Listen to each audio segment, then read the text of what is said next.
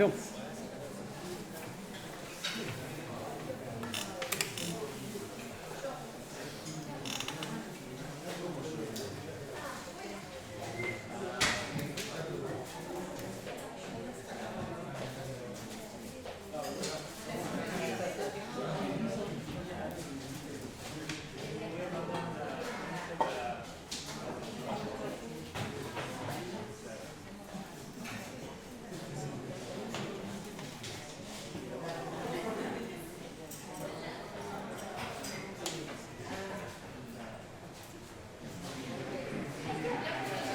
Sí.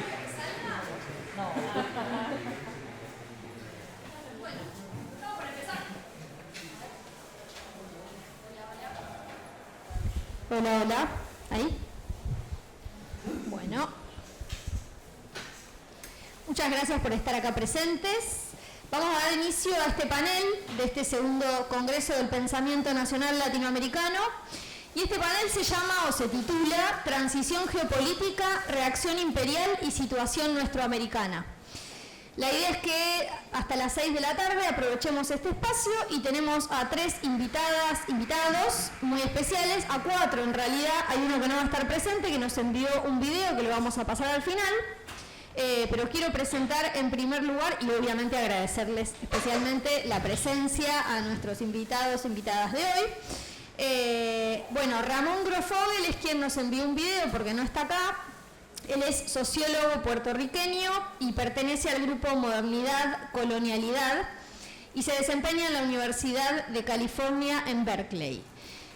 Tenemos también a María Cecilia Míguez, que vino hoy desde Capital Federal. María Cecilia Míguez es investigadora del CONICET, es docente de la UE. ¿Qué dijiste? Sí, por lo general nos toca a nosotros ir allá, así que estamos re contentos que haya venido. Y además ella es directora del IDESI, que es el Instituto, ayúdame Ceci con las siglas, de estudios históricos de historia sociales e internacionales. Ahí está. Y más allá de las humanidades y las ciencias sociales. Bueno, historia económica argentina, bueno, que va a estar acá aportando, y Carla Morazo, que vino desde Rosario también, así que estamos muy contentos y muy contentas, que es docente, es investigadora de la Facultad de Ciencia Política y Relaciones Internacionales de la Universidad de Rosario. Y aquí a mi izquierda el señor Gabriel Merino, que es el local, podríamos decir esta vez, que es docente de la Universidad de La Plata y también investigador del CONICET. Así que vamos a iniciar, va a empezar Cecilia. Tenemos acá el PowerPoint, yo te voy pasando, Ceci. Dale, te paso el micrófono, así sale filmado. Bueno, buenas tardes y gracias por la invitación. Muy contenta de devolver los favores que los amigos platenses hacen en general, de venir a Cava. Bueno, en realidad yo había pensado un poco esta presentación pensando en la situación de la Argentina, que es más bien a lo que yo me dedico, que es la política internacional y la política exterior argentina. Pero, ¿estamos bien o quieren? Sí. Sí, en realidad hacer una breve referencia a algo a lo que seguramente va a hablar Gaby en extenso, que es, bueno, ¿qué es este momento no geopolítico nuevo? ¿Por qué volver a hablar de la cuestión geopolítica en un contexto de transformación sociotécnica y transformación geoeconómica del mundo? Eso quiere decir que las transformaciones del capitalismo global hoy dan lugar, como dicen muchos autores, a una especie de nueva geografía, no solamente a dinámicas, a momentos de auge, ¿no? Uno puede decir, bueno, un momento de auge de la globalización, como fueron los 90, ¿no? Y después un momento de ralentización de ese momento de globalización, que algunos llaman slow globalization, es decir, como esa ralentización de ese momento de auge y dinámica.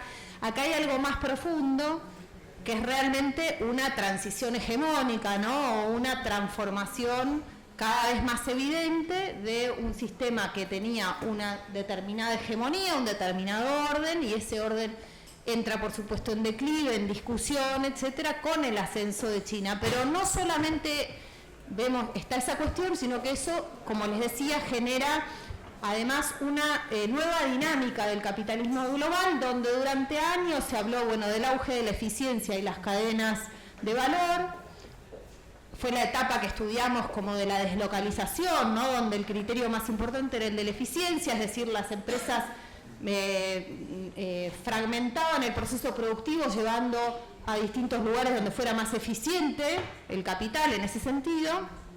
La crisis del 2008 va a modificar esa situación estructural y lo que vamos a ver desde ahí en adelante hasta ahora, es decir, hay un cambio importante en lo que hace al comercio internacional y a la dinámica del capitalismo, en el sentido de que ya el criterio no es tanto el de la eficiencia, digamos, en el sentido de deslocalizar, sino más bien de priorizar, y esto se vio fundamentalmente después de la pandemia, circuitos que garantizaran abastecimiento.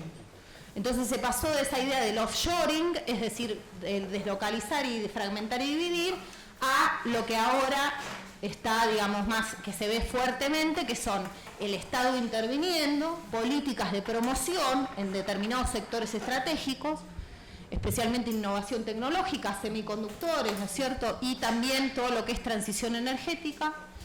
Estados que intervienen, política industrial, vemos fuertemente que la política industrial vuelve a ser un eje de los países centrales, los países periféricos en un rol traídos nuevamente a una fuerte competencia de los países centrales en este nuevo esquema, pero en un esquema de lo que se llama friendshoring o nearshoring, es decir, necesito construir una cadena de abastecimiento que, o por amistad, ¿no es cierto? Lo de friendshoring viene por eso, o por amistad, por determinada afinidad ideológica o política, voy a tener garantizada la cadena de abastecimiento, o por cercanía. Entonces eso ya, el criterio no es solo el de la eficiencia, sino que acá pasó algo, que es que los circuitos se pueden cortar. Recuerden aquello del canal de Suez, que fue también tan evidente, ¿no? Es decir, bueno, es decir que hay una geografía nueva que construir. Y en esa geografía nueva que construir, y en este momento de competencia feroz, ¿no es cierto?, entre el auge de China, por supuesto, que demanda y requiere abastecimiento para sus transformaciones y su sostenimiento, y Estados Unidos en declive, que como también dicen muchos autores, administra su decadencia, es decir, por eso acá aparece la idea del recrudecimiento de lo imperial, ¿no? Es decir, las potencias en decadencia aprietan la soga, dicho brutamente, y Estados Unidos aprieta la soga en sus lugares, en su nearshoring y en su friendshoring, es decir, quiero que estos que sean mis amigos y mi lugar sean mi cadena de abastecimiento. Lo vemos en el caso, por ejemplo, de la transición energética con Canadá y con México, ¿no? Estados Unidos depende de ese abastecimiento de Canadá y México, y por más que amenace, por supuesto, Trump, etcétera, tampoco mucho va a poder soltar ahí. Y en ese contexto, vuelvo a decir, las periferias, al mismo tiempo de que están en una situación de mucha fragilidad, porque la cuestión de la globalización y las cadenas de valor las habían dejado en un lugar, digamos, muy precario de ese modelo de acumulación, es decir, de cadenas que son todas controladas, lo que se dice aguas abajo, ¿no? Es decir, donde se controla la parte del embudo de la cadena, ¿no? Y eso impone condiciones de producción, condiciones de comercialización, etcétera. A pesar de eso, también tienen una oportunidad. Pero esa oportunidad que tienen como proveedores de minerales críticos, de recursos, de energía, que no es algo menor en la transformación industrial que viene, en el mundo que viene. La problemática que tienen vuelve a ser qué lugar van a ocupar en esa cadena de suministros, de qué modo lo van a ocupar, si van a trabajar solos lo van a hacer por supuesto mal, es decir, sometidos como ya ha pasado con América Latina, y cómo se va a posicionar la región frente a esta disputa, ¿no? Conociendo, bueno, una potencia en decadencia que aprieta la soga, una potencia en auge que, por supuesto, en función de sus intereses, negociará en su mejor condición posible, como corresponde a cualquier país, y cómo va a negociar la región esa relación, ¿no? En medio de eso, una Argentina con un gobierno que hace una lectura del mundo, y acá es un poco el debate que aparece ahí, porque lo demás se lo dejo a Gaby, que es su expertise, es lo que él sabe, un gobierno que tiene una posición ideológica y un fuerte alineamiento con los Estados Unidos en este contexto, ¿no? Y una posición, además, profundamente vinculada con transformarse de un país abastecedor exclusivamente en estas cadenas de nuevas necesidades, de recursos críticos, de minerales críticos o de combustible o de energía, en una posición absolutamente dependiente, ¿no? Ese es en el momento de debate que estamos viendo, el gobierno de Javier Milei claramente da señales muy contundentes, las dio antes de asumir, las dio en la campaña. Entonces, un poco la presentación que yo armé, que era más de política internacional, incluye ahí, no de casualidad, el concepto de inserción internacional. ¿Por qué? Porque es el concepto que nos permite vincular los aspectos estructurales de más largo plazo, económicos, sociales, con la política internacional en sí, es decir, con el accionar del Estado en el orden, digamos, con otros países, en los organismos multilaterales, etcétera. Por eso también ese instituto tan multidisciplinar, pero tiene que ver con una vocación específica de estudiar eso, aspectos que se relacionan, que son del orden económico, social y político. Entonces, lo que yo les iba a contar era un poco la política internacional de Milei, que hice una especie de línea de tiempo de colores, porque me pareció bonita, y después ir a algunos debates conceptuales de cosas que en realidad circulan, que son tres, que están nombradas ahí, spoileando lo que viene, que es la relevancia de la región. Durante muchos años escuchamos que esta región era irrelevante, lo seguimos escuchando, fue un debate que tuvimos, ahora ya no tanto, porque bueno, como ahora hay litio, digamos, a veces, bueno, pero la cuestión de la irrelevancia de estos países es algo que aparece muchísimo en la literatura de las relaciones internacionales. La segunda es si esta política internacional es funcional o es irracional o no tiene sentido o se equivoca de diagnóstico, ¿no? Esta cosa como, bueno, cuánto con la hipótesis de que es una política que es funcional, podemos hablar de prácticas disfuncionales, de si los funcionarios todos están en sus cabales o no, me tiene sin cuidado. La cuestión es que la política es completamente funcional a determinado proyecto. Y si no podemos deducir la racionalidad que tienen, difícilmente podamos evitarla, combatirla, modificarla, ¿no? Porque si vamos a seguir diciendo que el problema es el loco, estamos mal, ¿no? Porque está lleno el mundo en este momento, ¿no? Un montón. Y ganan las elecciones. Bien. Y lo tercero es, en esta discusión, bueno, quiere decir que esto está sostenido por importantes grupos económicos, ¿no? A nivel transnacional y a nivel local. Y acá esto es porque que esta línea que yo hice, que no sé si no van a ver nada desde ahí, pero no importa, ven que es linda, eso lo ven. Tiene muchos colores. No, lo que les quiero decir, ¿por qué? Porque es un poco abrumador. Vieron que todos los días tenemos una noticia, una información, ¿no?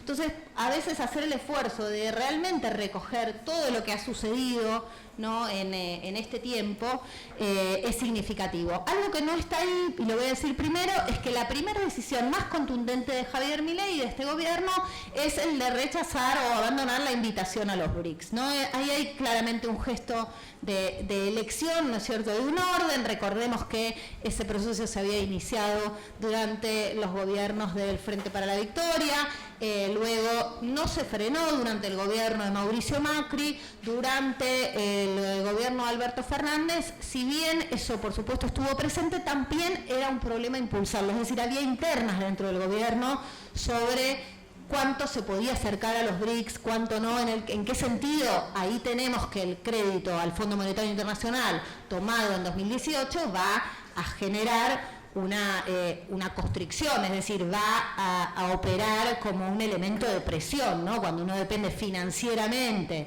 de un acuerdo como el del Fondo Monetario, es más difícil tomar algunas decisiones políticas, ¿no? De alineamientos, etcétera. Entonces ahí yo se los paso rápido porque si no es aburrido, pero lo que se ve sistemáticamente es los votos en la ONU, en el tema, por ejemplo, Israel y Palestina. Claramente hay un alineamiento fuerte con Israel, pero también en CEDAW, también en no enviar delegación a Belém do Pará. Son ámbitos donde se discute la agenda de género, ¿no? Donde la Argentina, estamos hablando de ámbitos donde la Argentina históricamente, a través de su trayectoria en política internacional, había sido pionera, sea en derechos humanos, ¿no? Claramente, sea en la cuestión de la neutralidad, como en el caso de Israel y Palestina, al mismo tiempo la defensa y la protección de derechos humanos.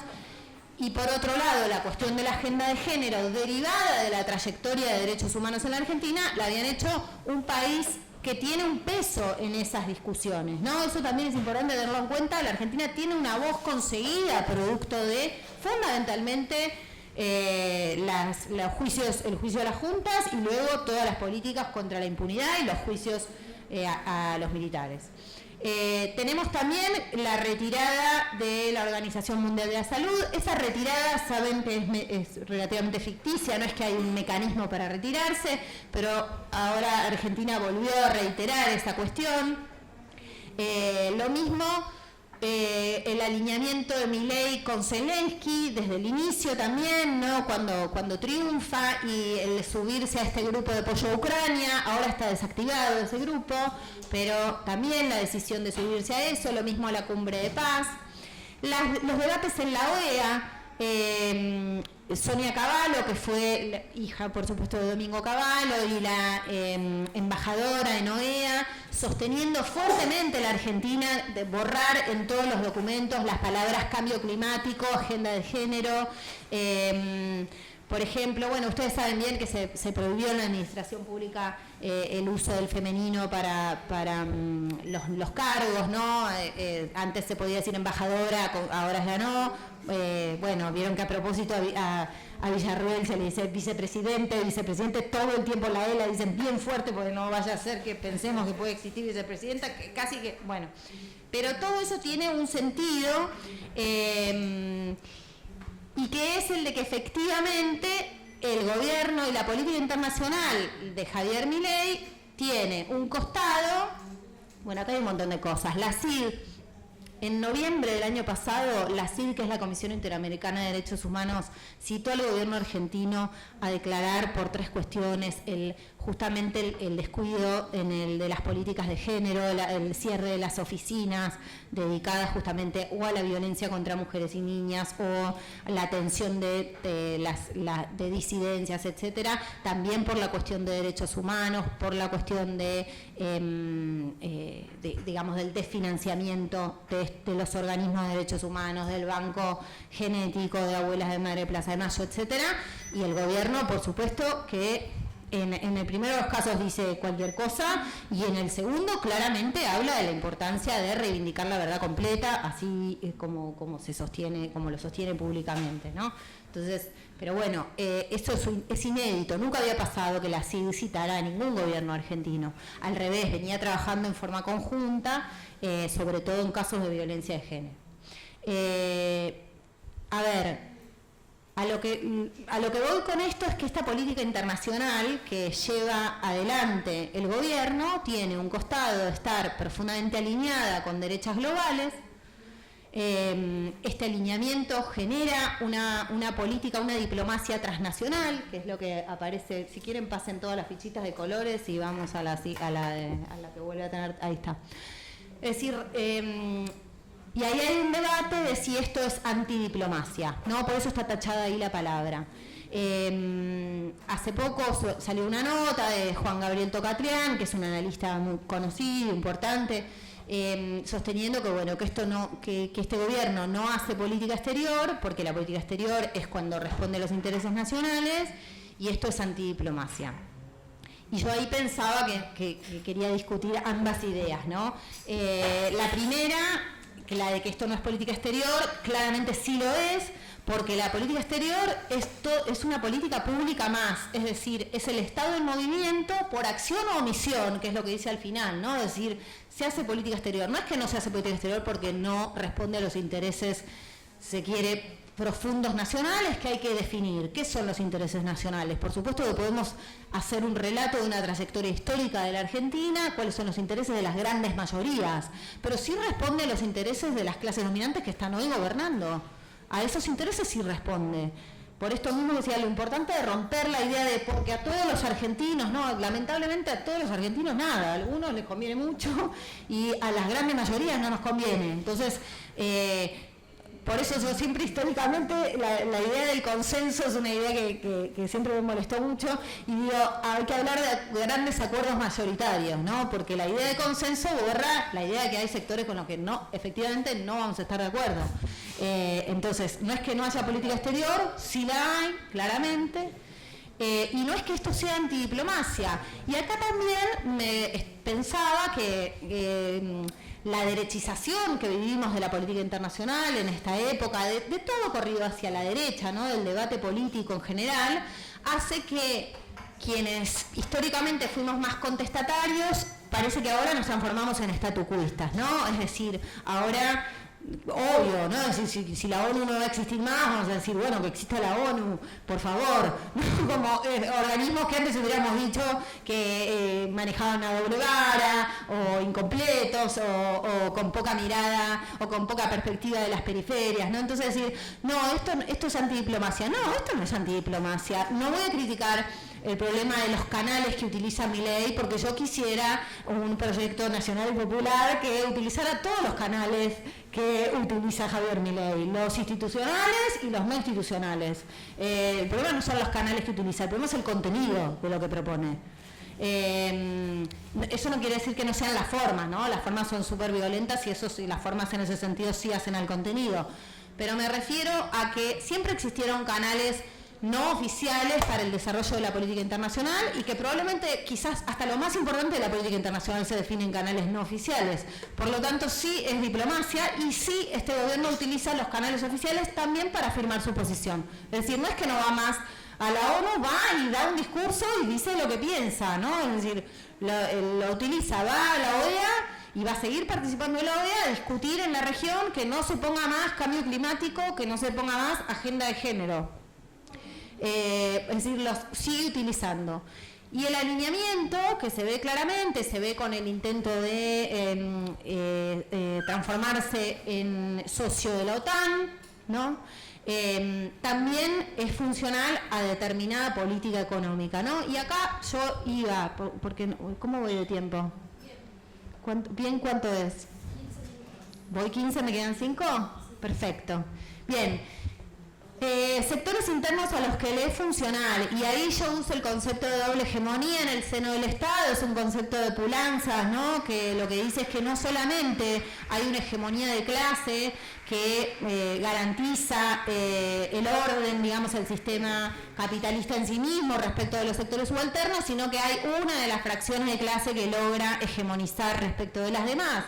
Y en este caso vemos claramente que efectivamente hay una fracción que hegemoniza, que claramente es el capital financiero con vínculos con el mundo occidental, especialmente los Estados Unidos, y también el capital concentrado alrededor de recursos hidrocarburíferos, minerales raros, compañías de energía. Esos son los que ya habían sido grandes ganadores del gobierno de Mauricio Macri, permanecieron siendo grandes ganadores, aumentaron su ganancia durante la pandemia, y hoy son quienes comandan este proceso y alientan y acompañan las reformas que el gobierno viene realizando. La más significativa claramente es el RIGI, ¿no es cierto? Es el régimen para de incentivo a las grandes inversiones, que es un régimen que está justamente asociado a lo que yo describí en primer lugar, es decir, a cómo transformar a la Argentina, donde haya economías de enclave absolutamente, extractivistas, que sirvan exclusivamente a los fines de ese abastecimiento.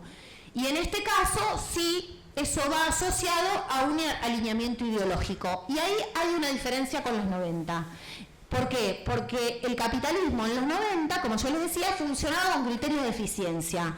Y entonces, por más que vos vieras gestos de Menem, ¿no? Diciendo con Bush y todo eso, por más gestos, lo cierto es que la dinámica del capital era la de la eficiencia. Iba a ir tanto a Brasil como a la Argentina según le conviniera en ese criterio. Hoy no. Es cierto que hoy pesan más los gestos de este alineamiento político que se ata a alineamiento económico.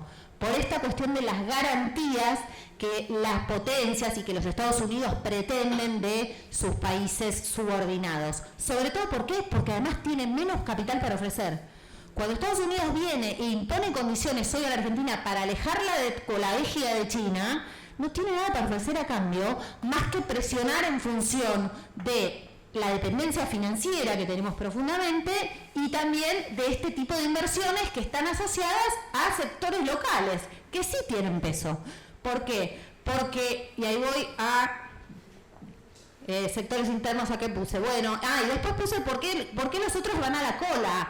No es decir, hay sectores de las clases dominantes que en función de la garantía que les ofrece este nuevo modelo de acumulación, aunque vaya en principio contra sus intereses, van a la cola de ese proceso, como puede ser la sociedad rural argentina, como pueden ser algunos sectores de la UIA, es decir, si bien no se ven golpeados por el dólar barato, ¿no es cierto?, o por tener que transformarse por un mercado interno que está absolutamente asediado, ¿no?, y que entonces se transforman en importadores, pero prefieren eso, sostienen eso, en función de algo que les garantiza el apriete sobre los sectores subalternos, ¿no? Eso ya ha pasado, pasó en los 90 de modo similar.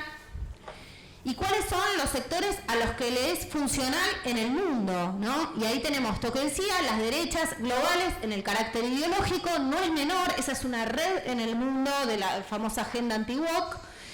Ahí hay que estar muy alertas porque en el mundo de los países centrales eso se asocia con un soberanismo y un nacionalismo, mientras que acá se asocia con la dependencia más rancia y profunda. Eso hay que estar alertas porque las derechas de los países centrales son, el fascismo de los países centrales es nacionalista, el fascismo nuestro es entreguista.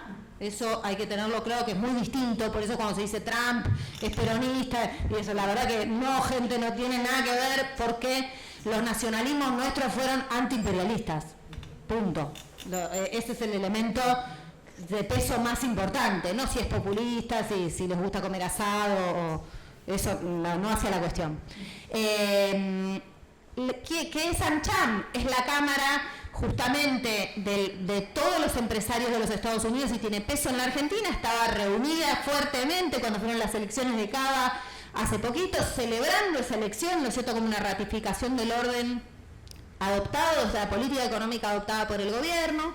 Y ahí aparecen todos los grandes empresarios, realmente empresas extranjeras, y es decir, Estados Unidos tiene peso en sus inversiones y tiene peso como socio comercial, todavía lo sigue teniendo para la Argentina.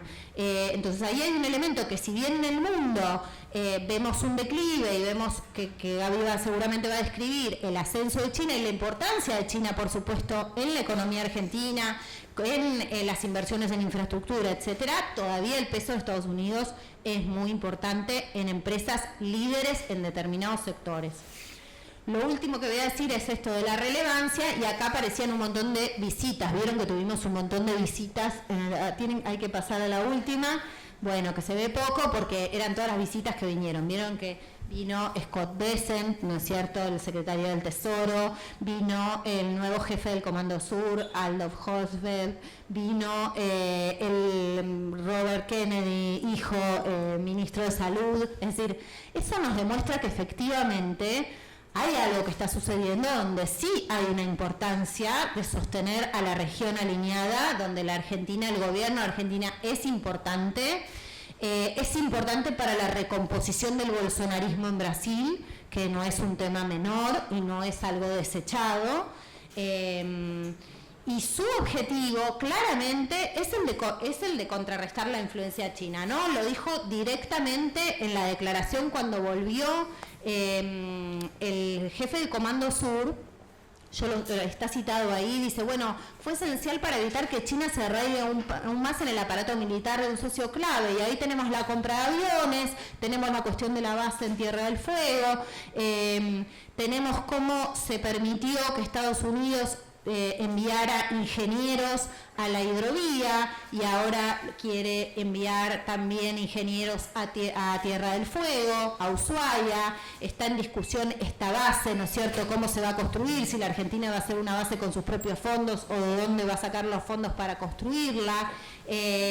la amenaza constante de que hay que terminar con el swap, ¿no? Es decir, sacarse de encima todo lo posible y al mismo tiempo no hay un ofrecimiento concreto de inversiones, pero sí un apoyo concreto en el Fondo Monetario, posiblemente también un apoyo futuro del Tesoro en el caso que haya que sobrevivir hasta las elecciones con el dólar barato absurdo que nos está reventando, por supuesto, pero bueno.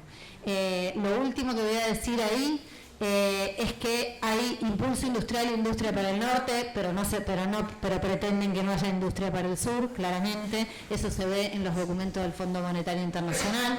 Hay un documento del año pasado de vigilancia de la política industrial que dice, bueno, está muy bien la política industrial, pero bueno, para eso hay que tener cobertura financiera, todas las cosas que nosotros no tenemos, claramente.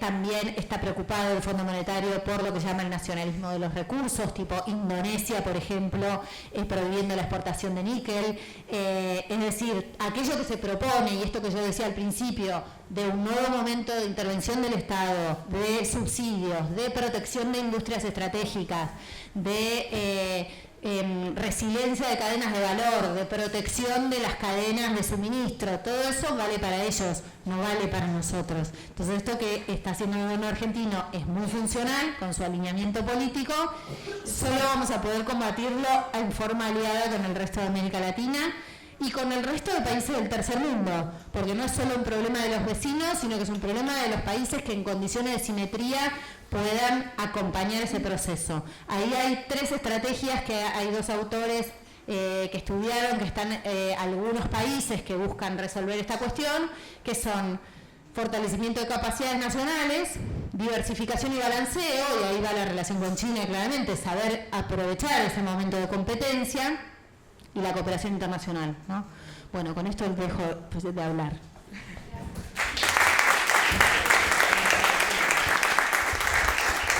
Bueno, muchísimas gracias, Ceci. Vamos a seguir con Carla Morazo.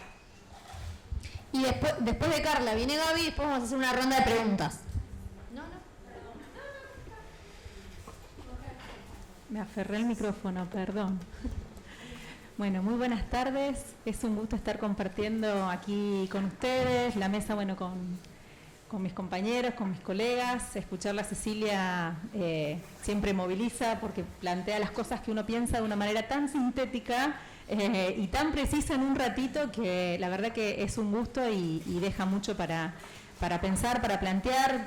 Planteó muchos disparadores para que con Gabriel podamos retomar ahora en las exposiciones. Y también quiero compartir con ustedes que hacía ya bastante tiempo que no estaba en un congreso donde apareciera tanto la palabra desarrollo y la palabra autonomía, y si bien siempre están planteadas en nuestras disciplinas y tenemos esa perspectiva, durante la jornada de hoy esas fueron palabras que estuvieron muy presentes y eso hace que sea refrescante y que nos dé como un nuevo ánimo para pensar lo que viene y cómo lo vamos a enfrentar. Mi propuesta para hoy es charlar con ustedes un poco, reflexionar, invitarlos a reflexionar sobre este momento de transición geopolítica, pero desde la mirada de la cooperación internacional al desarrollo y el lugar que tiene América Latina. Y acá me miran raro y deben pensar, bueno, pero ¿qué tiene que ver la transición geopolítica con la cooperación al desarrollo? ¿Sí? Parece que fueran términos que están distantes, que no tienen una vinculación, pero desde la perspectiva en que la planteo, creo que la respuesta es que tiene mucho que ver y que tiene mucho que ver con la reacción imperial, que es el título de este panel, ¿no? Aparecen en este panel la invitación a pensar sobre la transición geopolítica, la reacción geoimperial y la situación de nuestra América.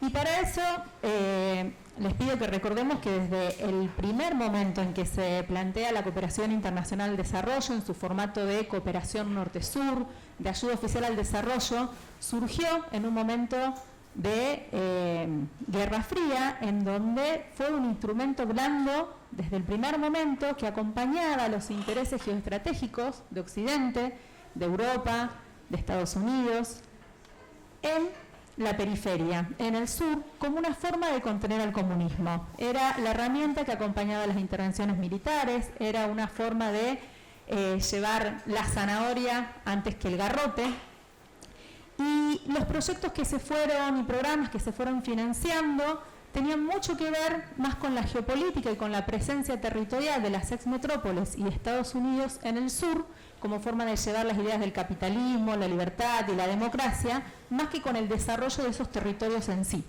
Hay un estudio muy interesante que es sobre la cooperación norte-sur, sobre la ayuda oficial al desarrollo en África, que marca que hasta desde sus inicios en los 60 hasta 1985, solamente el 33% de los proyectos realizados tenían un destino de desarrollo. Los demás estaban vinculados a intereses militares y geoestratégicos.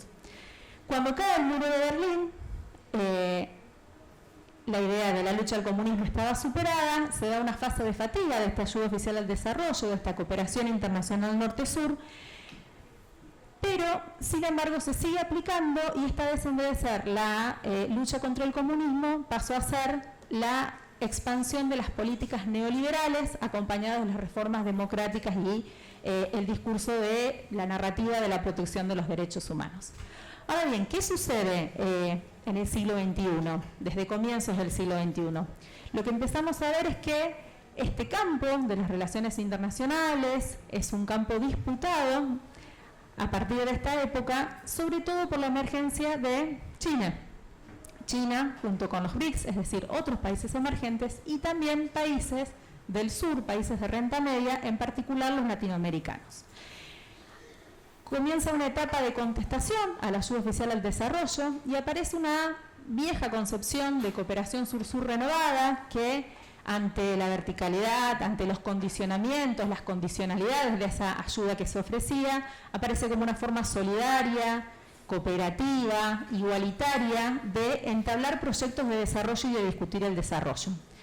En este marco, los países de América Latina tuvieron un rol muy importante, porque durante la época de lo que fue la Marea Rosa, un momento además de crecimiento económico de los países del sur, el momento de la UNASUR, de la CELAC, se comienza a institucionalizar la cooperación sur-sur en estos países, tienen iniciativas, proyectos que hacen que tengan una fortaleza que hoy en día está, aunque no alcanza, pero el foco de atención no estaba puesto en estos países de renta media o, por ejemplo, en la cooperación sur-sur que realizaba Sudáfrica, sino que estuvo puesto sobre todo en la cooperación sur-sur en, lo miro Gabriel por China, ¿sí? En la cooperación sur-sur que realiza China, que se presenta en ese momento y lo sigue sosteniendo como el mayor país en desarrollo del mundo. Y desde esa perspectiva brinda cooperación al resto de los países del sur global.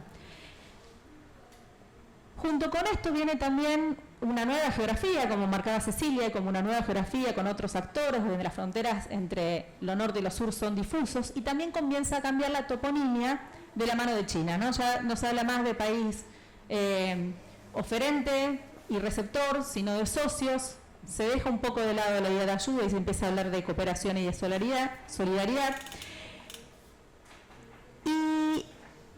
¿Y qué es lo tan disruptivo de esto además? Porque si uno mira en términos de montos, si ponemos el monto de la ayuda que brinda China, medida como lo miden los países de la OCDE, del Comité de Ayuda al Desarrollo, es decir, los países del norte, vemos que se calcula que, por ejemplo, en la última estimación de 2022 fueron 8 billones de dólares, frente a 35 billones de dólares de Estados Unidos. Entonces, si lo ponemos en términos monetarios, no pareciera ser tal el monto, tal la diferencia. Estados Unidos sigue siendo muy superior como para que haya una reacción tan importante como para que se mueva el esquema de la arquitectura de cooperación al desarrollo.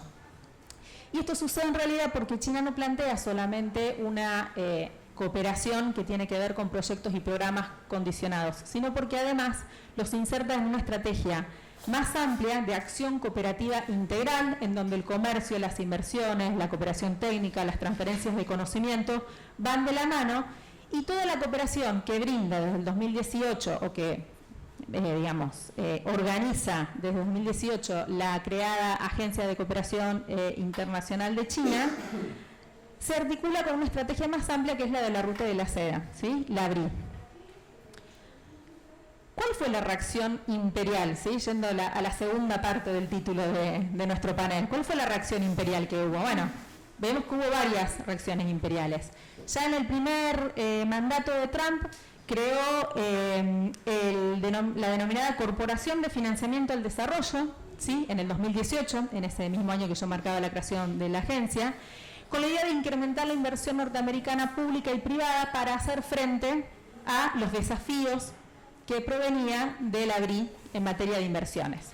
Esto no funcionó del todo y vemos ya después, durante la administración de Biden, que en el marco del G7 lanza la Build Back Better World, la B3W, que tenía dos objetivos muy claros. El primero de ellos era hacer frente al proyecto de la BRI a través de la promoción de la democracia, el liberalismo, llevando inversiones y comercio desde Occidente para ayudar a las naciones a no caer en la trampa de la deuda china.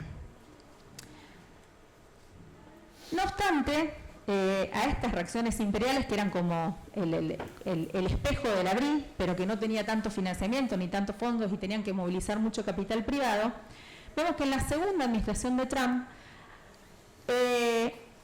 hay un giro más hacia la derecha, porque durante el primer mandato no hablaba mal del desarrollo ni de la agenda de los ODS, digamos, pero esta narrativa se hace muy virulenta en el segundo mandato.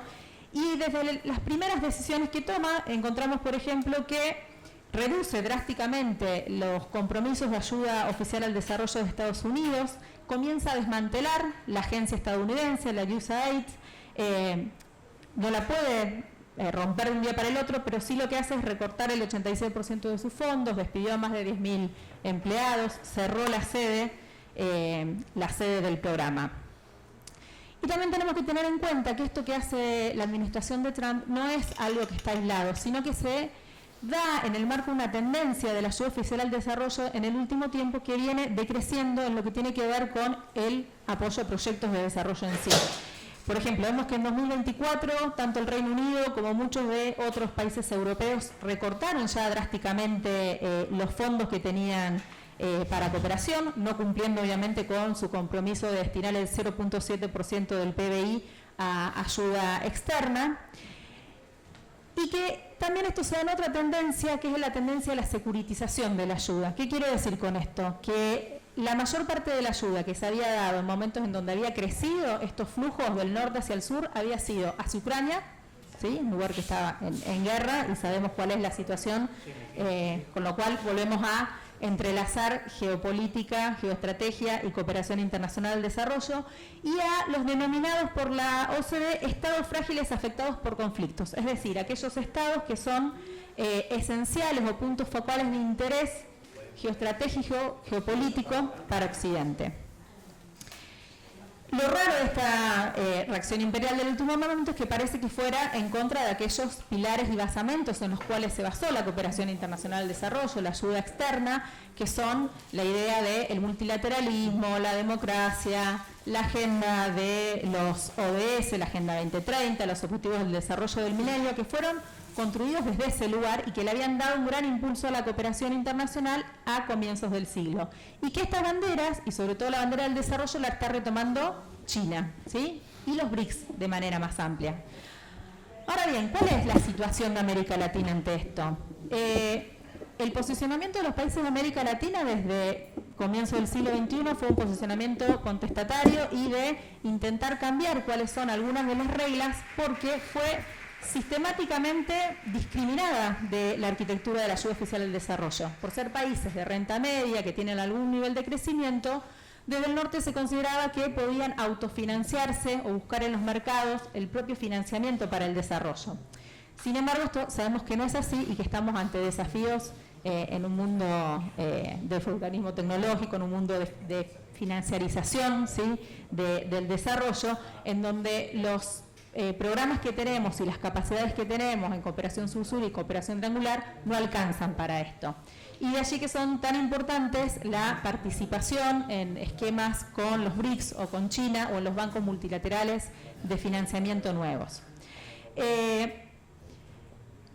Y esto lleva a un último punto que les traigo a colación, que tiene que ver con una agenda actual, que es la agenda del financiamiento del desarrollo, un proceso que se está dando en Naciones Unidas, que va a tener la cuarta cumbre en julio, en Sevilla, en donde el planteo de gran parte de los países de América Latina, por ejemplo México, Colombia, Brasil, también Honduras, apoyando esta postura, plantea que tiene que haber cambios en las métricas, que no puede ser el desarrollo medido solamente por el indicador de Producto Bruto Interno Per Cápita, que se tiene que revalorizar la cooperación sur-sur, que tiene que haber un planteamiento sobre sur-sur y triangular, que tiene que haber un replanteamiento sobre el rol de los bancos nacionales y regionales de desarrollo, y que se tiene que volver al principio de responsabilidades compartidas pero diferenciadas con el norte. A esto se le suma el planteamiento que en la preparación de esta cumbre realizó el G77 más China, que además de acordar con estos puntos, trae a colación otro tema, que es el de la deuda externa, ¿sí? Que era una de las cosas que recién señalaba mi colega en el panel, sobre de qué manera las deudas siguen siendo condicionantes importantes para el desarrollo de los países, para la autonomía de los países, y lo que plantea el G77 es que se reduzcan los créditos concesionales y haya más, por un lado, condonaciones de deuda y por el otro lado, financiamiento en forma de donaciones, ¿sí? Que no se tengan que devolver, no de préstamos. La CEPAL tuvo una presentación parecida. En este marco, si bien América Latina coincidió en muchas de las posturas de los países y no hubo una postura unificada, que es una de las cosas que nosotros desde la academia podemos criticar, porque como bien señalaba Cecilia, solamente en bloque, en alianza entre los países latinoamericanos, como un bloque regional, podemos dar respuesta a las problemáticas que estamos enfrentando, y sobre todo la del financiamiento al desarrollo. Hubo una especie de declaración de consenso iberoamericano, porque participa España, en donde se plantea la necesidad de cambiar las métricas de medición del desarrollo, las métricas por las cuales se decide qué país entra en el esquema de arquitectura de financiamiento del desarrollo y cuáles no. Y esto me lleva a pensar algunas cosas para ir finalizando, que tienen que ver con que estamos discutiendo en este proceso una agenda multilateral, que es importante. Lo que se va a plantear en la cumbre de Sevilla muestra que hay posicionamientos distintos en cuanto al desarrollo y a su financiamiento, mientras China plantea con el G77 posturas y también posturas nacionales, y también los hacen los países latinoamericanos. Vemos que Estados Unidos tuvo una obstrucción sistemática de la cumbre, con representantes diciendo cosas tales como que las 30 páginas que va a tener la declaración deberían reducirse a 30 párrafos, que la cumbre no tiene ninguna autoridad como para poder trabajar sobre temas de financiamiento, que eso solamente es en los organismos de financiamiento internacional, que no tiene mandato.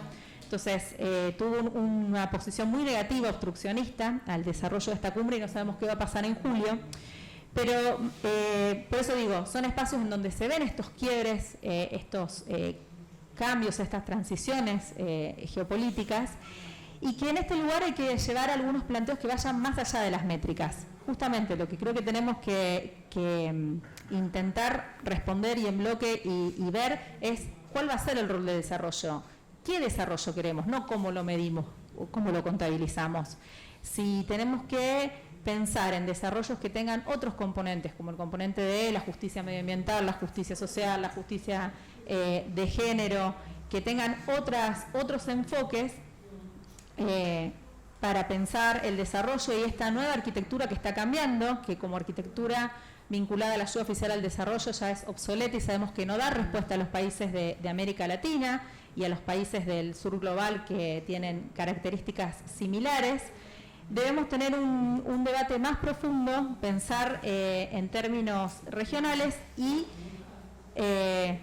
no me queda más que decir que también tenemos muchas incertidumbres cuando vemos gobiernos como el que recién caracterizábamos de Milei, que va en contra de la Agenda 2030, en contra de los ODS, que descree del multilateralismo como espacio de diálogo, y que de alguna manera lo que está planteando es ceder espacios de soberanía y de autonomía para una inserción internacional en el siglo XXI, en el cual podríamos tener la posibilidad de tener un rol diferente en el marco de esta transición geopolítica global. Gracias.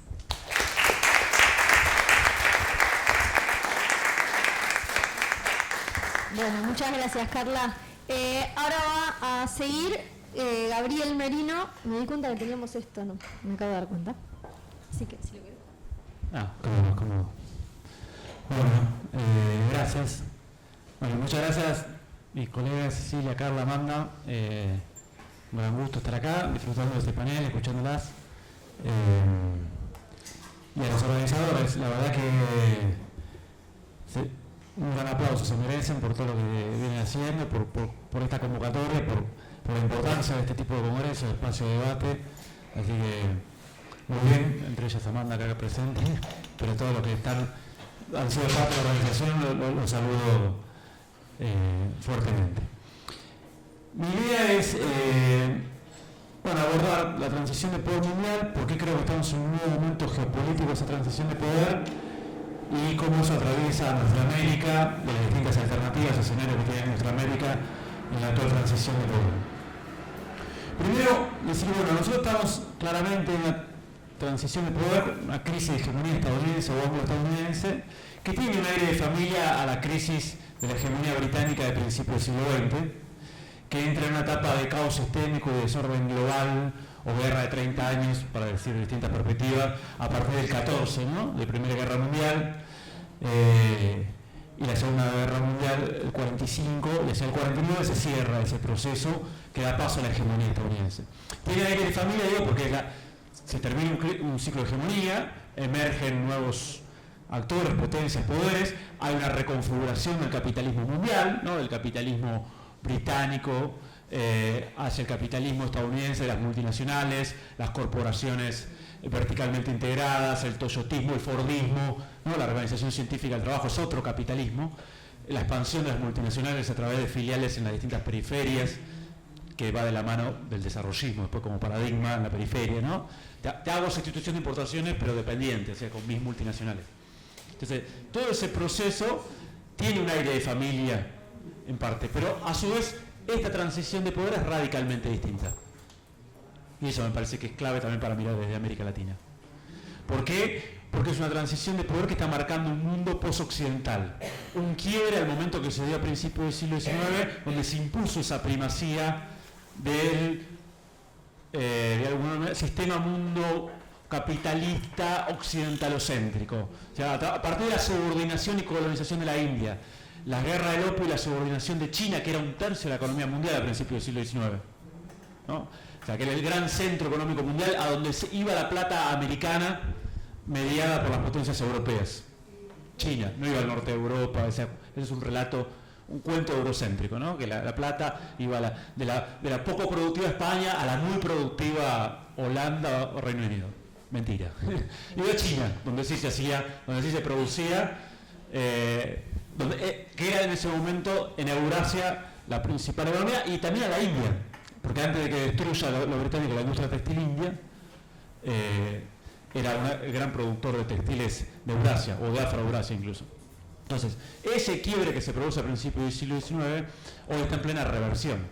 Y aquellos países que fueron subordinados, incorporados como periferia en ese proceso de expansión imperial, hoy están, por el contrario, revirtiendo ese proceso.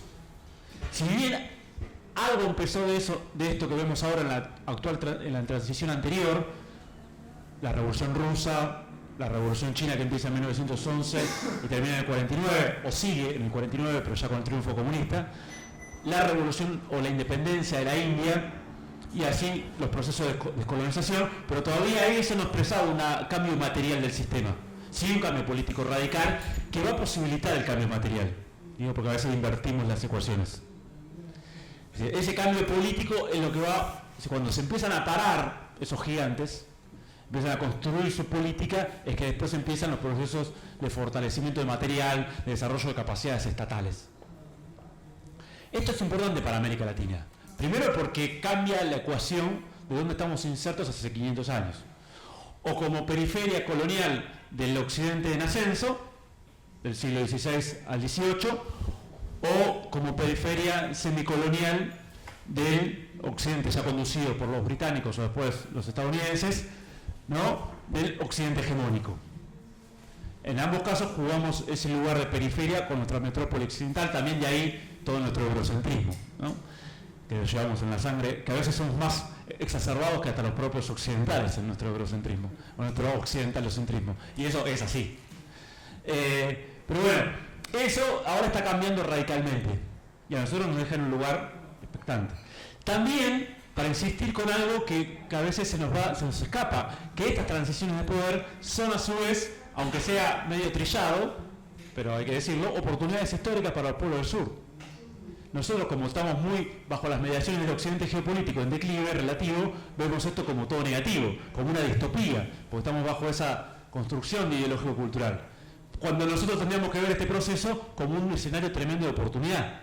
Lo que pasa es que no podemos salir de esa distopía del viejo hegemón en declive.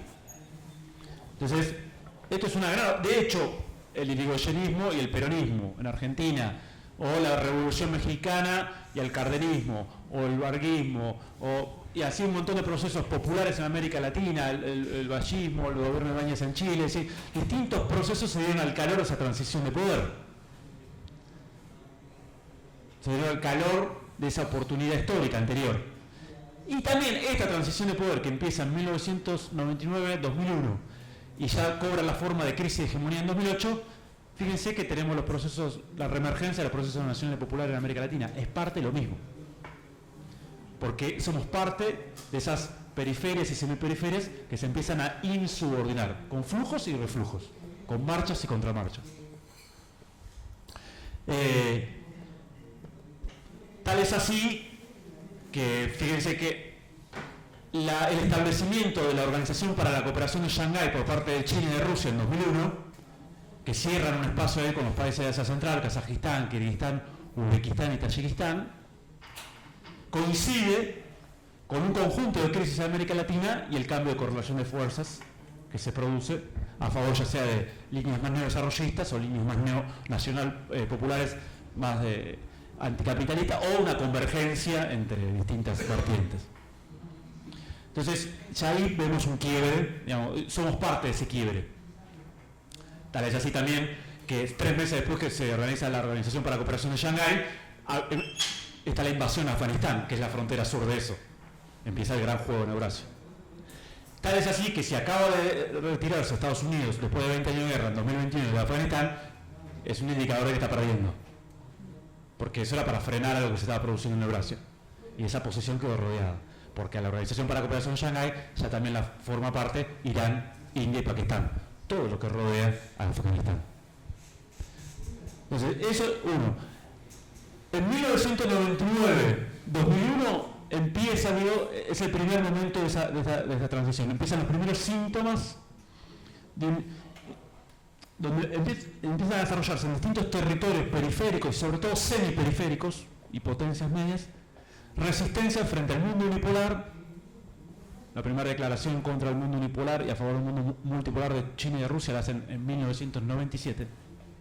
Pero así vemos la elección de Venezuela en el 98, tiene que ver con eso, y todo otro conjunto de fenómenos guardan eso. Contra el mundo unipolar, contra el consenso de Washington, contra la globalización financiera conducida por el occidente geopolítico, por el norte global. Ahí empiezan los primeros síntomas. La respuesta a eso es la famosa guerra contra el terror. O, ¿no?, cómo empieza a cambiar lo que Harvey llama nuevo imperialismo, pero yo prefiero llamar en realidad un retorno al viejo imperialismo, digamos, o las viejas prácticas más clásicas del imperialismo. El segundo momento donde ya se abre la crisis de hegemonía es la crisis del 2008. Desde ahí vos tenés lo que decía, a lo que se refería Ceci, que es ya no va más la fórmula de la globalización, ya no anda. Eso que se había abierto en los 80. O sea, eso que por cada punto de crecimiento de la economía mundial había 2 puntos de crecimiento del comercio y 3 puntos de inversión extranjera directa comandada por el norte global, ya no existe más. Y empieza también una ralentización de ese proceso, pero lo que empieza también es una economía dual a nivel mundial. El estancamiento y la financiarización del norte global, Europa y Japón no crecen desde el 2008, no crecen en absoluto. No crecen. O sea, no es que, no, crecen poco, no crecen. Desde el 2008 están estancados.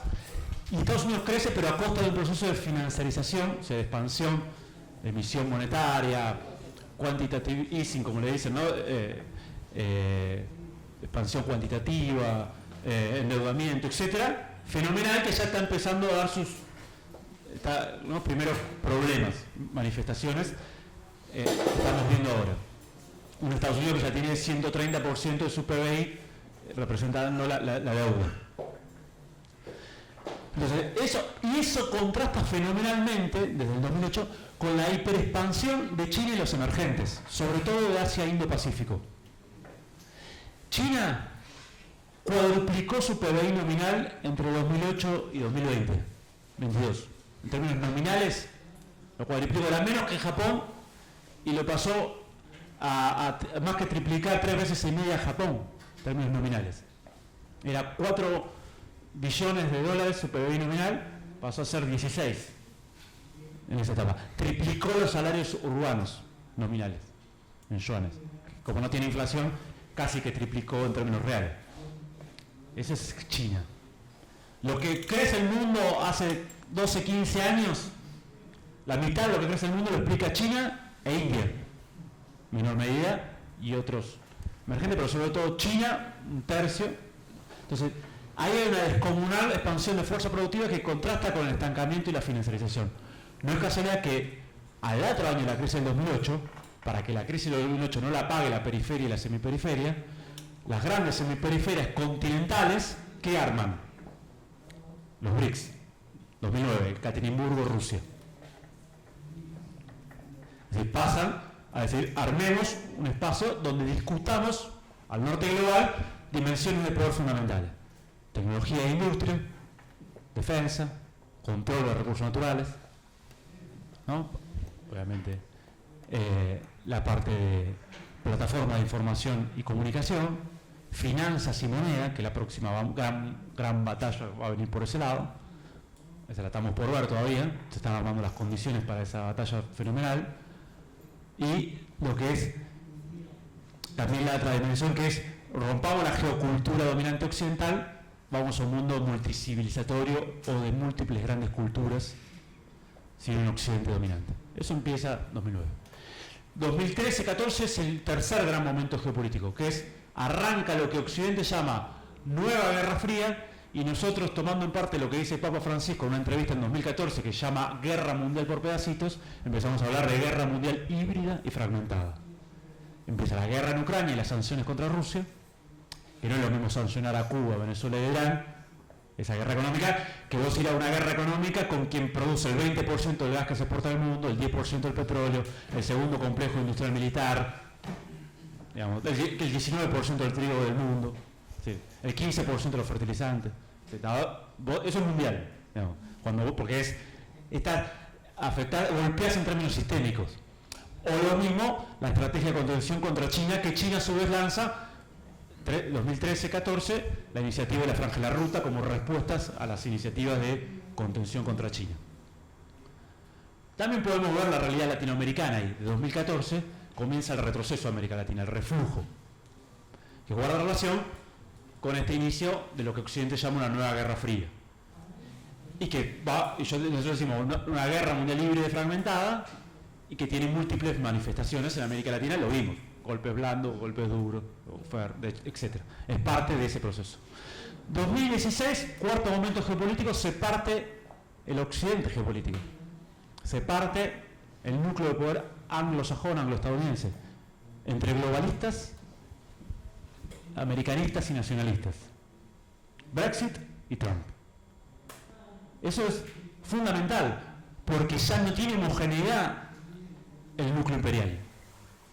Miren, un ejemplo nomás para hacer cortito porque hay poco tiempo. Si para la geoestrategia globalista el Tratado Transpacífico era fundamental para controlar a China, meter ahí a Estados Unidos más 11 jugadores del Pacífico, que incluye también, eso era parte de una estrategia latinoamericana de fracturar uno al sur, que era de Alianza del Pacífico. O sea, era una estrategia globalista para poner la regla de juego del siglo XXI, del capitalismo del siglo XXI. Lo decía, con esta palabra, Obama, no es que lo digo yo, así lo decía Obama.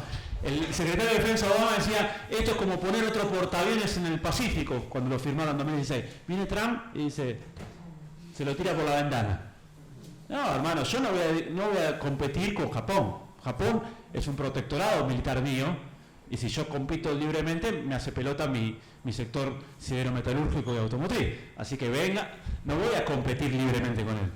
Él tiene que pagar los costos de protección. Y yo voy a proteger mi sector industrial. Se parte eso. ¿Cómo se repartió los británicos post Primera Guerra también? ¿No? De forma parecida también. Empezó el movimiento de tarifas en 1902, pero bueno, después empieza a ser política de Estado, sobre todo con la crisis del 30. Pero bueno, ese es el cuarto. El quinto momento geopolítico que se produce con la pandemia tiene que ver con que la pandemia acelera las tendencias fundamentales de la transición de poder mundial. Eso lo trabajamos en un libro que sacamos, de paso pasamos el chivo, con Amanda y Julio Dimes, sobre China en el desorden mundial, que es la transición de poder, las principales tendencias, 6 tendencias, y cómo en relación a esas tendencias podemos analizar el ascenso de China y también en relación a eso su enfrentamiento con Estados Unidos y América Latina, que salió el año pasado. Entonces voy, para no meterme en cada tendencia, se te aceleran. Analizamos 6, pero una macro tendencia fundamental es que se acelera el declive relativo de Occidente y el ascenso relativo de China hacia el Pacífico y los emergentes. Y yo creo que ahora estamos en el sexto momento. Y hay 4 hechos fundamentales para analizar este sexto momento. 1, el lanzamiento de DeepSeek por parte de China. Si esa inteligencia artificial lanza China, que cuesta 95% menos que ChatGPT o cualquier, ¿no? Cada token que produce esa inteligencia artificial cuesta 95% menos, porque tiene muchísimo costo de entrenamiento, menos costo de entrenamiento, o funciona con otra arquitectura, consume menos energía, no necesita las placas de Nvidia avanzadas que necesita, bueno, etcétera, etcétera. Hay una revolución ahí que es fundamental porque estamos en plena, que es una de las tendencias, revolución tecnológico-productiva. Bueno, no sé si se refiere a eso o no, con la cuestión técnico-productiva. Y en esa revolución hay un gigante que es 1/3 de la industria del mundo ya, porque el PIB industrial chino es 1/3 de la industria del mundo, y es más que la suma del PIB industrial de Estados Unidos, Japón, Alemania y Corea del Sur juntos. Esa es la industria china. Ya. En ese ecosistema se está produciendo bajo otro modelo de desarrollo, eso que llaman socialismo de mercado, que tiene como corazón 97 conglomerados estatales, el sector público controla las finanzas, las empresas estratégicas, es un modelo mucho más híbrido, no es un capitalismo de tipo occidental, para nada. En ese contexto están surgiendo, ¿no?, ventajas competitivas fenomenales. O sea, porque no es solo DeepSeek, es BYD en autos eléctricos, es Huawei en su momento con infraestructura de 5G, ahora 10G, porque ya tienen ellos armado, no el 6G, el 10G. Sí, cuando me aparece 5 en el teléfono, anda más lento todavía. Acá, 5 es mentira. Digo, ¿qué pasa? ¿Que 5G? Claro, que es un numerito que le pusieron. Sí. Bueno, entonces, pero en esa cuestión o sea, se está produciendo, por eso a mí me gusta hablar no del momento Sputnik. Occidente hablaba del momento Sputnik cuando salió DeepSeek, porque comparaba con cuando los soviéticos pusieron en el 58 un satélite de órbita y mostraron que estaban 4 o 5 meses adelantados en esa tecnología particular con implicancias estratégicas frente a Estados Unidos. No es un momento Sputnik, es un momento Ford, le digo yo, porque no se está discutiendo eso que se discutía en el momento Sputnik, porque la Unión Soviética no tenía capacidad de disputarlo industrial tecnológicamente a Estados Unidos, para nada. Estados Unidos salió de la Segunda Guerra Mundial siendo el 40% del PBI del mundo. O sea, ¿no? y controlando encima las dos periferias de Eurasia, reconstruyéndola como centro, Japón y Alemania. O sea, la Unión Soviética tenía capacidad de estrategia. Ahora estamos hablando que eso emerge en lo que es 1/3 de la industria del mundo. Desde el 2003 es la potencia comercial por excelencia. y como Ford, que expresó la organización científica del trabajo, la cadena de montaje, el consumo de masa, la producción en serie. Sí, hay una transformación del capitalismo, un nuevo paradigma. Lo que se está desarrollando en China, si no lo frena, que lo puede frenar, la guerra mundial libre y fragmentada, no lo está frenando por ahora, pero lo puede llegar a frenar. Lo que se está desarrollando en China es un nuevo modelo de desarrollo, distinto a lo que hemos visto, y que reduce costos de forma impresionante, como cuando Ford vos lo empezás a comparar con Rolls Royce, que quedó como una marca de lujo, artesanal. Sí, porque en un momento le sacó 10 cuerpos literal, o sea, le pasó a ser 10 veces más productivo. Pero en todas las ramas se ve eso.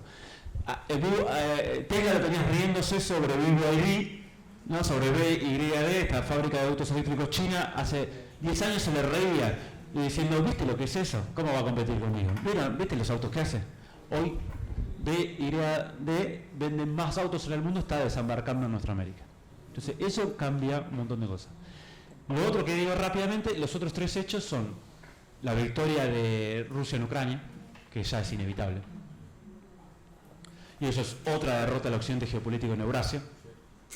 Y eso implica que el occidente geopolítico no pudo imponer los objetivos que tenía, que era propinarle a Rusia una derrota estratégica y sacarlo de un lugar de gran potencia. Al contrario, ese lugar se potenció de Rusia, con todas sus debilidades, contradicciones, problemas, que no fue que enfrentarse a la OTAN fue sencillo, pero estaba logrando sus objetivos.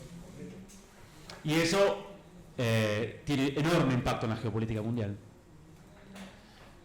El tercer, que no lo quiero profundizar porque es un capítulo en sí mismo, eso, así que paso al tercer hecho, la expansión de los BRICS. El BRICS más. Que no por nada, como decía mi compañera, eso acá Milei lo frenó, porque eso también se disputa en cada territorio de las periferias y semiperiferia.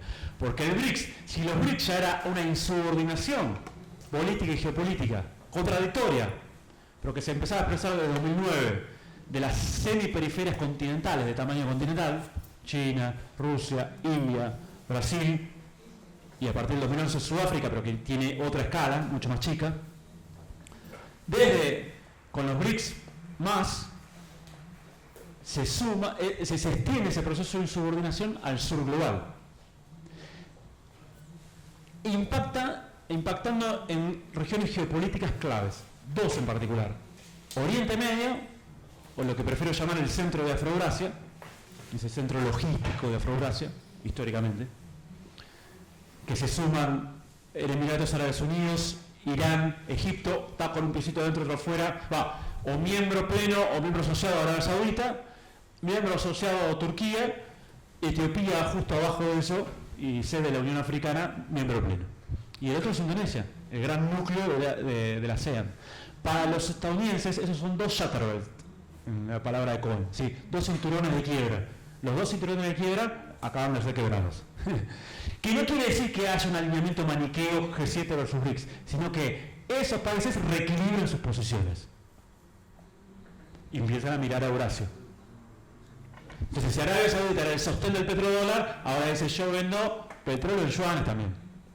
Y China tiene dentro de Arabia Saudita una destilería que procesa 400.000 barriles de petróleo por día, es decir, casi todo lo que produce Argentina, digamos, por día le procesa una sola destilería china, una de las que tiene China dentro de Arabia Saudita. Sí, eso es un cambio descomunal. Acá Milei frenó que eso también tenga avance en América del Sur, consolidando, ¿no?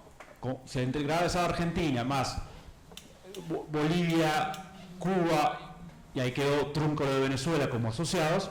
Era un proceso importante de avance en América del Sur, pero sobre todo con Argentina y Brasil también para ir fortaleciendo que el Mercosur y que nuestra cuenca del Plata, núcleo de un proyecto alternativo del Cono Sur, ¿no?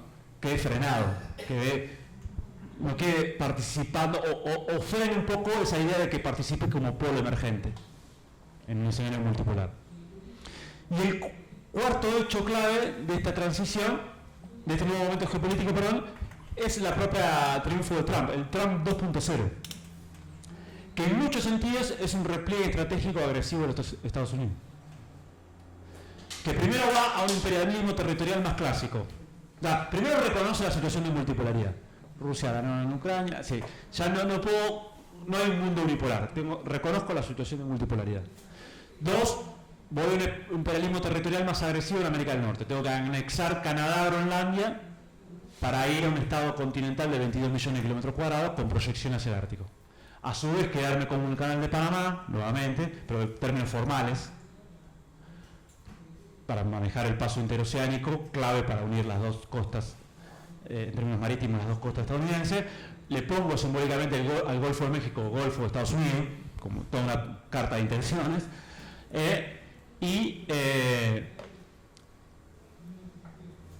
dejo de financiar o mis protectorados militares Europa y Japón, ya no puedo sostener eso. Y voy por la doctrina Monroe exacerbada porque tengo que controlar el patio trasero en esta transición de poder. Así que eso, o sea, me tengo que replegar sobre el hemisferio occidental. No puedo perder eso. A su vez, me corro completamente de cualquier paradigma o vestigio de libre comercio. Ya reconozco que perdí la puja competitiva, productiva. China en eso por el momento ganó. Tengo que ir replegar y tratar de reconstruir. Creo yo, muy difícil, pero esa es la intención. Y exacerbo esta idea de guerra fría, o estás conmigo o estás contra mí. Para ir terminando, digamos, yo creo que acá, a nosotros... Sí, pero no voy a llegar, lo tengo anotado. Ya, si no me van a matar mis compañeras. Así que tengo muchas cosas anotadas que ya las pasé como diciendo me resigné que no voy a poder. Sí, jugó, igual perdió. Perdió como en la guerra, como se dice. Entonces es otra derrota más, ¿no? Con gran impacto dentro del occidente geopolítico, pero también en América Latina. También con gran impacto, en vez de choque de civilizaciones, que es la tesis, vas a diálogo de civilizaciones. Si continuidad de Francisco, ¿qué es? Multipolaridades.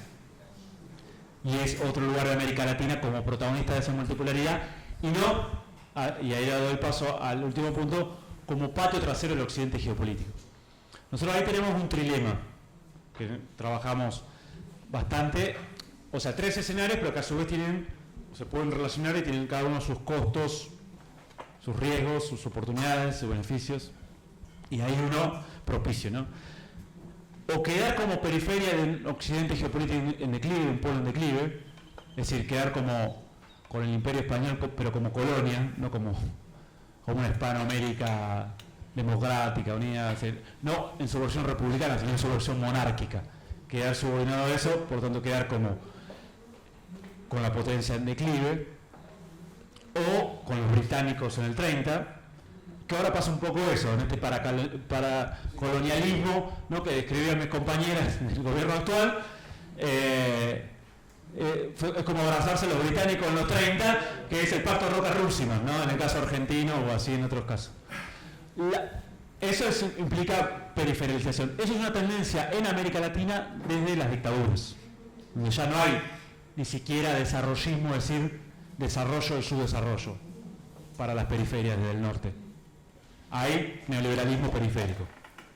Ahora ese es exacerbado, ¿no? Como diciendo, no hay. Ya lo describía Carla, ¿no? O sea, no hay cooperación, no. Está mucho más securitizado, decía ella, está mucho más condicionado, hay poco en eso. Entonces, eso es periferización asegurada. Ahí estamos desde 2014, con excepciones. Hay algunos territorios que pelean, levantan, bajan, pero no podemos salir de ese empantanamiento desde el 2014-15 en términos estructurales. De hecho, desde ahí no tenemos crecimiento real. El segundo escenario, que convive a veces con el primero, es contradictorio, es ir a una neodependencia con el pueblo emergente. Por falta de estrategia propia. Seguir insertándose como productor de materia prima, pero con mayor vinculación con el centro emergente para tener algo de desarrollo del subdesarrollo, ¿sí? Expansión de la fuerza productiva, aunque manteniéndote como periferia. ¿Por qué? Porque le vendes soja, porque le vas a vender más litio, le vas a vender más cobre, le vas a vender, ¿sí? Porque eso está en expansión, no solo China, toda esa región. Pero lo haces sin estrategia, por lo tanto lo haces manteniéndote en tu lugar periférico. Lo bueno que tenés a favor es que ese pueblo emergente no tiene una estrategia imperialista, es decir, no asegura expansión de capital, porque muchas veces ni siquiera es capital privado, es estatal, que tiene objetivo de desarrollo, no necesariamente de ganancia a veces, pero no asegura esa acumulación o expansión con intervenciones políticas, militares, golpe de Estado, mucho menos. Entonces, por eso decimos neodependencia, porque no es una dependencia sostenida por un imperialismo clásico. Pero te quedás por ahora, digamos. Pero bueno, no tienen historia de eso, tienen otra concepción del poder, incluso China, historia. Si lees a Sun Tzu, es otra cosa. Y el último escenario, creo yo que tenemos una oportunidad, porque tenemos una oportunidad de cooperación en este mundo multipolar, como reforzaba Carla y reforzaba Ceci, que es ir hacia un escenario de pueblo emergente, de América Latina como pueblo emergente, en esta multipolaridad, en un mundo de múltiples grandes culturas, es decir, la ecúmene latinoamericana como parte de eso, es todo un escenario de oportunidad, de desarrollo de capacidades estratégicas esenciales como bloque. Nosotros ahí tenemos una enorme, va a haber presiones enormes contra eso. Y ahí necesitas un sujeto, porque en última instancia el desarrollo, la autonomía, la soberanía guarda relación a tus capacidades estratégicas, socioestatales, y eso está en relación a la política, por lo tanto un sujeto, a una fuerza político-social, que tiene la capacidad de bancársela. Porque eso significa, claro, sí, ahí creo que yo donde tenemos la mayor debilidad quizás. Porque nosotros podemos hablar del desarrollo, decir, hay que desarrollar tecnología, somos la peor región en eso. Sí, está bien, pero no hay política para eso porque no hay sujeto que impulse eso, que tenga la fuerza suficiente para empujar eso. Porque, a ver, los números están claros. Desde el 2014 ahora, la investigación y desarrollo en porcentaje de PIB pasó del 2% al 2,6% en el mundo. ¿Por qué se agudizó eso? Porque se agudiza la competencia estratégica y la revolución tecnoproductiva en curso. Entonces vos tenés más... Ahora, nosotros en ese mismo proceso estamos reduciendo. En América Latina, en Argentina, bueno, dejó eso otro capítulo, pero Argentina llegó a su máximo pico de 0,65 en el 2011, ahora está abajo del 0,4. El único país que tiene política es Brasil, que tiene arriba del 1, lejos del 2,6, pero por lo menos tiene política de semiperiferia. Todos los demás países de América Latina. Ahora, ¿por qué no hay eso? Y porque no hay sujeto que empuje eso. No hay fuerza político-social. Y ahí está, y esto sí prometo que es lo último que digo, yo creo, y más por este Congreso del Pensamiento Latinoamericano, una de las tareas claves para crear ese sujeto, que en gran parte hay mucha fuerza político-social, pero que tiene que ver con crear otras capacidades a otra escala, es desoccidentalizar nuestra cabeza. Desoccidentalizar nuestra cabeza, ¿no? O sea, nuestro sistema de mediaciones. Nosotros seguimos diciendo que la comunidad internacional es occidente, creyendo eso. Es más, por más que muchos de ustedes van a decir que no, pero muchos de ustedes han escuchado hablar compañeros que hablan de una ola de derecha mundial. ¿Cómo, amigo, de derecha mundial? Si eso me estás hablando de lo que pasa de la ultraderecha, ¿no? Lo que pasa en Estados Unidos y algunos países europeos. Y quizás con algunos espejismos latinoamericanos, es una reacción conservadora de ese mundo en declive.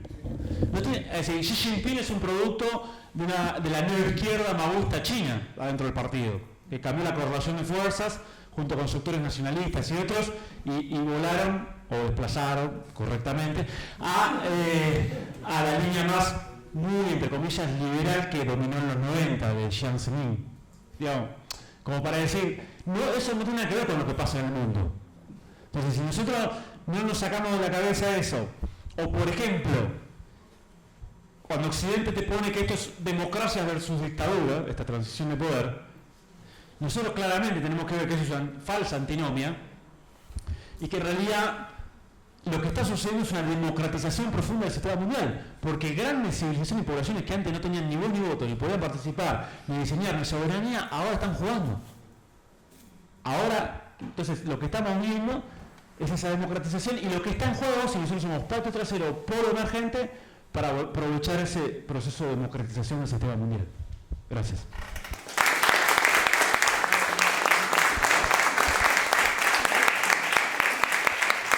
Bueno, hola. Gracias, Gaby. Nos queda un cuarto panelista, pero tomamos una decisión porque mandó un video. Entonces, como nos quedan exactamente 15, 20 minutos, nos parecía aprovechar para hacer preguntas. Y en todo caso, Ramón mandó un video, entonces se comunican con la organización o conmigo y yo les puedo enviar, porque mandó un video que excede los 20 minutos y si ahora pasamos el video nos perdemos, ya que estamos acá presencialmente, aprovechar ese momento. Así que si quieren hacer preguntas, es ahora. Dale. ¿Querés hablar fuerte? Sí, sí. No sé si sale en la cámara. Yo quisiera plantear cómo puede entenderse que habiendo protagonizado el primer proceso de descolonización y habiendo generado tantos movimientos antiimperialistas, todavía sigamos siendo los últimos en generar un sujeto que se descolonice epistémicamente, ¿no? Cuando los indios y los chinos fueron los últimos en descolonizarse formalmente, pasaron a la cabeza tan rápido. Sí. Bueno, justamente por esa condición de pato trasero, creo yo. O sea, tenemos mucho más impregnada, y de hecho hace mucho más siglos, como diría Dussel, nosotros somos la periferia fundante de ese occidente geopolítico, de esa modernidad, ¿no? Somos justamente, yo lo encaré en términos económicos, pero también en términos ideológicos, ¿no? En términos epistémicos, somos esa periferia fundante en el inicio de la expansión de ese occidente geopolítico y capitalista. Entonces es justamente donde más cuesta, o donde más trabas hay, tanto epistémica, pero también por la construcción de las élites locales. A ver, una élite local se cree que es occidente. Además, cualquier estudiante de clase media de la universidad se cree que es parte de occidente. Por más que vos vayas a occidente y te diga que no, vos no sos. Manuel de Huntington, Occidente, Europa, Estados Unidos, Oceanía, ¿viste? América Latina es otra cosa. Rouquier, en el mejor de los casos, te dice, bueno, vos sos un extremo occidente, como diciéndote, casi que te dice, vas al borde, pero porque soy progre, soy latinoamericanista. Entonces, claro. Tengo un público ahí, aparte nos encantan los franceses, entonces, porque dentro del occidente es como, es más latino, entonces, más cercano. Después le hacemos caso omiso al imperialismo feroz de Francia en África, ¿no? Que es de lo más retrasado, ¿no? Porque a veces ni Estados Unidos se atreve a tanto. Pero bueno, más allá de esa cuestión, creo que ahí tenemos un punto. O sea, vos vas a India y a China, nadie se cree occidente, o Rusia menos, y eso que ellos fueron parte de la construcción de ese occidente con influencias fundamentales, pero ellos ni por casualidad, eso es el atlantismo, nosotros somos o los eslavos, o los euroasiáticos, o la iglesia ortodoxa, o no sé, después hay distintas líneas de ruso, cada uno exalta distintas cosas, pero entonces nosotros ahí tenemos una traba, que por esa condición.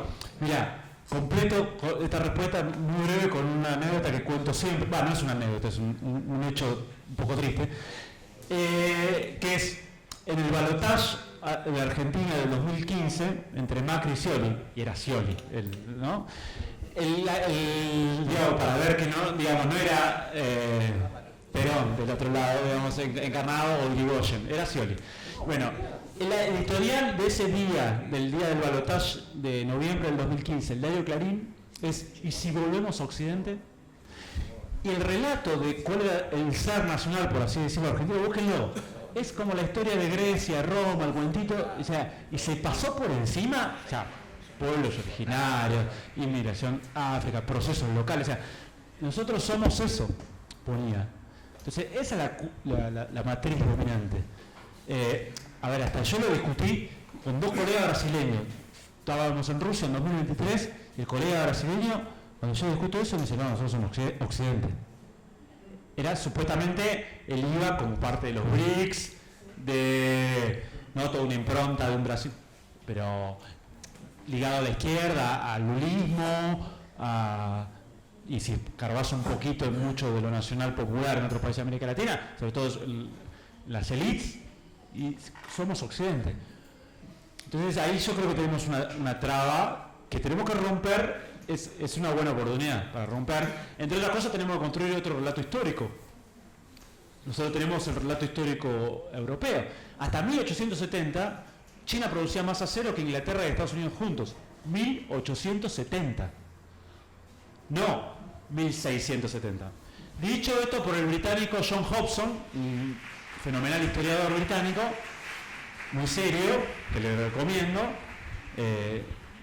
Hay un librazo de él sobre los orígenes orientales de Occidente. Bueno, entonces nosotros tenemos que ir a romper hasta nuestra propia mirada histórica. Una pregunta, no sé si es pertinente. ¿Es una torpeza diplomática o qué es lo que pasó entre India y Pakistán recientemente? Si es una torpeza diplomática lo que pasó entre India y Pakistán. Yo solo quiero decir que algunos derechos democráticos occidentales no hay que valorar. Bueno, obvio. Desoccidentalización. Obvio. Sí. Puse en el micrófono. Compañero, el tema de la colonización, yo lo veo muy ligado a la dependencia económica. Yo creo que ese es el problema. Es el tema de la dependencia económica que tiene nuestro país, digamos. O sea, mientras que no seamos independientes desde el punto de vista económico, no vamos a tener soberanía política. O sea, con la soberanía política es como que se puede, digamos, soberanía política dentro del marco del pensamiento nacional, no soberanía política para hacer cualquier cosa, como se está haciendo ahora, digamos. Que esté el deseo de ser nación, ¿no? Como decíamos hoy, más temprano. Pero es por ahí. También yo pensaba, son naciones más nuevas, entonces me pregunta, tampoco son las peores, hay otros lugares en el mundo donde la situación es aún peor, claramente, y además creo que son naciones, y sobre todo Estados-naciones que surgieron en una relación de dependencia. El surgimiento mismo del Estado no es en cualquier momento histórico, es en el momento del imperialismo. Justamente eso condicionó el carácter de sus élites. Pero digo, el Estado-nación creado a fines del siglo XIX, pensando esto, la consolidación de las constituciones, los estados, todo es en función de ese imperialismo, digo, y borrando trayectoria histórica anterior. En ese sentido creo que la distancia con China o con India, que tienen otra trayectoria y otra tradición, lógicamente es distinta, son naciones mucho más nuevas las nuestras, no es por, digo, la comparación, no es que no se pueda, me refiero a que lógicamente su condición en ese sentido pienso que es distinta. Y hay otras naciones africanas que están en situaciones aún más dificultosas, ¿no es cierto? Digo, siempre, porque nosotros nos vemos siempre como los peores, digo, y hay otros lugares donde se vive bastante peor.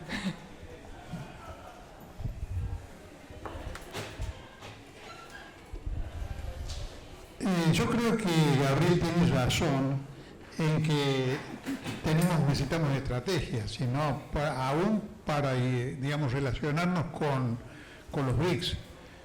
Pero creo que es importante señalar que sistémicamente China es otra cosa.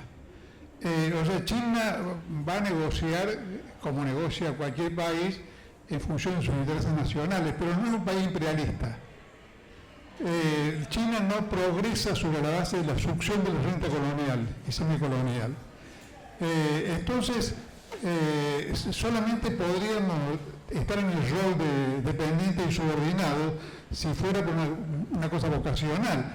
Y creo que un ejemplo interesante es el ofrecimiento que nos hicieron los chinos del levantamiento de 30 granjas de cerdos, que lamentablemente se frustró porque era justamente una muestra en ese sentido, porque si un país imperialista nos compra el grano y cría los chanchos en su patria. Y para la Argentina eso hubiera sido un enorme progreso de agregación de valor sobre la producción primaria, o sea, un paso al frente en desprimarizar la economía del país. Y los chinos no tenían ningún problema en cedernos la producción de cerdos y todas las cosas que van ligadas a eso, porque con los efluentes, justamente yo voy a presentar un trabajo sobre eso ahora en el Congreso, los efluentes permiten fabricar fertilizantes, biodiesel, electricidad. Hay muy pocas empresas en el país, pero lo están haciendo. Entonces, realmente la Argentina se perdió en ese sentido una gran oportunidad, pero no porque los chinos nos quisieran condicionar, sino por una especie de estupidez nacional. Sí, no sé si alguien quiere hablar. Por ahí, dos preguntas. Primero, muchas gracias, espectacular el panel. La primera, yo por ahí por la cabeza occidentalizada soy siempre un poco escéptico no de que sea un mundo multipolar, pero cuán rápido está ocurriendo el cambio. ¿Cómo consideran el factor poderío militar y colonización cultural, sobre todo teniendo en cuenta consumismo y tendencia de consumo tanto material como cultural, que yo creo que es algo que se origina en Occidente y que permea a gran parte del mundo? ¿Cómo lo meten en ese análisis? Y la segunda pregunta también relacionada es, si utilizan, venimos hablando mucho de países, para mí vivimos en un mundo donde no gobiernan necesariamente los países, sino las corporaciones que son transnacionales. Por ejemplo, creo que la democracia de Estados Unidos es mentira y está hackeada. Entonces, en este análisis de cambio de polaridad o de multipolaridad o de transición hegemónica, ¿cómo juega el hecho de pensar al mundo como dominado por corporaciones, como actores, y no necesariamente como naciones y estados soberanos? Bien, ¿les parece? Con esta pregunta cerramos y pueden hacer un comentario cada uno. Nos quedan 6 minutos. Podemos extender un poquito, pero ¿quién quiere empezar? De todo lo que se dijo, un cierre. Fueron muchas preguntas. Y también estaba lo de India y Pakistán, que preguntó ella. No, cortito. Atajo la que quiera. No, que me parece que cuando vos decís que las corporaciones o el tecnofeudalismo son los que gobiernan y demás, sigue estando el poder militar, que está en manos del poder de los estados y está concentrado. Y si comparamos la capacidad militar de Estados Unidos con la de China, Estados Unidos es el único que puede tener un despliegue global en su alianza con el Reino Unido en todos los mares, y la cantidad de portaaviones, de submarinos nucleares y esa presencia global y oceánica hace que hoy por hoy, en términos geopolíticos, los océanos sean mucho más valorados, y es una... no me sale la palabra, pero sería como una ventaja que tiene comparativa en relación a China, que está extendiendo su marina, que está sobre todo presente por sus intereses en el mar del sur de China y en la zona del estrecho de Malaca, y ahora trayendo a colación la ampliación de los BRIC Plus con Etiopía. Etiopía tenía un alineamiento total con Estados Unidos y en los últimos 15 años se alinea con China y es estratégica como potencia regional en el Cuerno de África, y eso quiere decir en